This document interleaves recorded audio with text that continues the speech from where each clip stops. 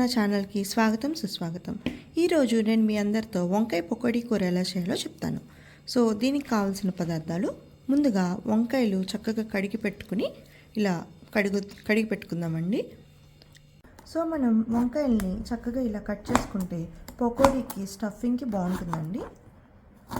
శనగపిండి అనేది ఇలా కట్ చేసుకుని పెట్టుకుంటే మనం వంకాయలకి బాగా పడుతుంది. సో ఇలా కట్ చేశాక వంకాయలు అనేవి ఈజీగా నల్లగా అయిపోతుంటే అందుకు మనం ఏం చేద్దామంటే వాటర్లో కొంచెం సాల్ట్ వేసుకుని అందులో ముక్కల్ని కనుక పెట్టుకుంటే మనకి నల్లగా అవ్వకుండా ఉంటాయి వంకాయలు.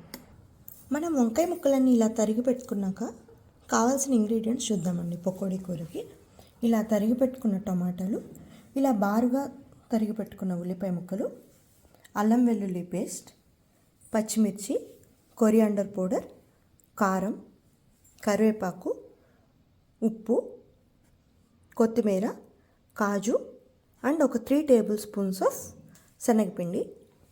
మనం కూర అంతా అయిపోయాక పైన క్రంచీగా రావడం కోసం కొంచెం మిక్సర్, ఇది ఆప్షనల్ అండి, మీ ఇంట్లో అవైలబిలిటీ ఉంటే వేసుకోవచ్చు, లేకపోతే లేదు. ఇప్పుడు మనం పకోడీ ఎలా చేయాలో చూద్దాం.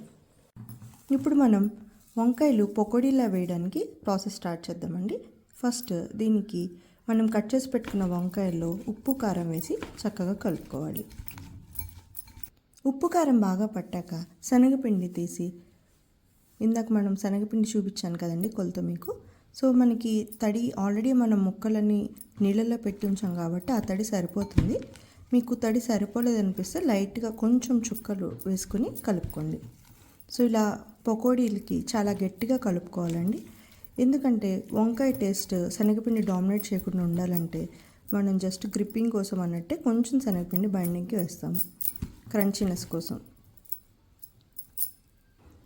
అదేవిధంగా మనం ఉల్లిపాయలు కూడా పకోడీలా వేసుకుంటాం కాబట్టి ఇప్పుడు దాన్ని ఎలా కలుపుకోవాలో చూద్దాం. ఉల్లిపాయలు, దానికి సరిపడా ఉప్పు, కారం, ఇందాకట్లాగానే శనగపిండి కూడా కొంచెం వేసి కలుపుకుందామండి.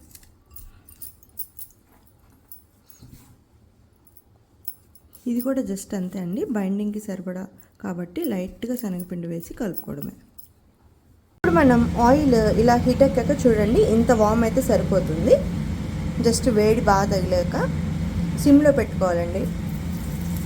ఫస్ట్ ఉల్లిపాయలు, మనం ఇందాక కలుపుకున్న మిక్సర్ ఏదైతే ఉందో ఆ ఉల్లిపాయల్ని ఇలా విడివిడిగా వేసుకుందామండి. సో దట్ మనకి ఉల్లిపాయలు క్రంచీగా అవుతాయి.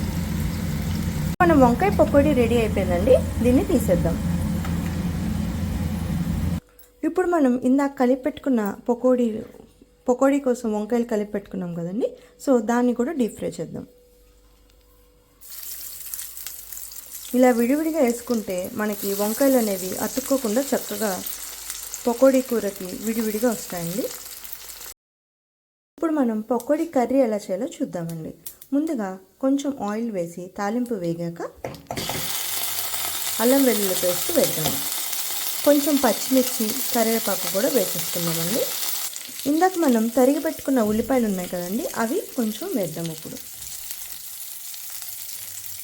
అలాగే మనకి కొంచెం గ్రేవీ పుల్లటి టేస్ట్ రావాలి కాబట్టి మనం ఇందాక తరిగి పెట్టుకున్న టమాటా ముక్కల్ని వేసి ఒకసారి కలుపుదాం. కొంచెం ఉప్పు వేసి మనం మూత పెట్టుకుంటే త్వరగా మగ్గుతాయండి ఉల్లిపాయలు, టమాటాలు. ఇప్పుడు మనం మూత వేసుకుందామండి. మనకి ఉల్లిపాయ, టమాటా రెండు మగ్గిపోయాయండి. సో మనం ఇందాక వేసుకున్న వంకాయలు అలాగే ఆనియన్స్ అన్నీ వేసి దీంట్లో కర్రీకి సరిపడా కారము, ఉప్పు,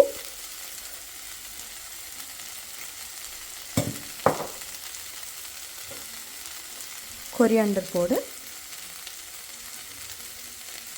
అన్నీ వేసి ఒకసారి కలుపుకుందామండి. ఇప్పుడు మనకి వేడి వేడి పకోడీ కూర రెడీ అయిపోయిందండి.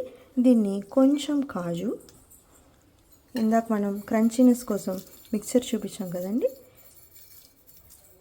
మిక్సర్ కొంచెం, అలాగే కొంచెం కొత్తిమీరతో గార్నిష్ చేసుకుంటే వేడి వేడి పకోడీ కూర రెడీ అండి.